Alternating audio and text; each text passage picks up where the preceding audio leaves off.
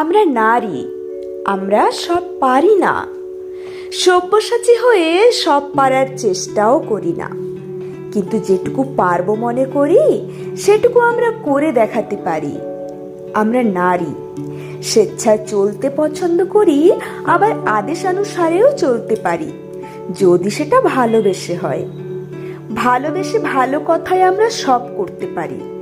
আমরা নারী, দুর্বলের বল হতে পারি, অবলার জীব হতে পারি, চুপ থেকে সহ্যও করতে পারি, আবার উচিত মনে করলে সমুচিত জবাবও দিতে পারি।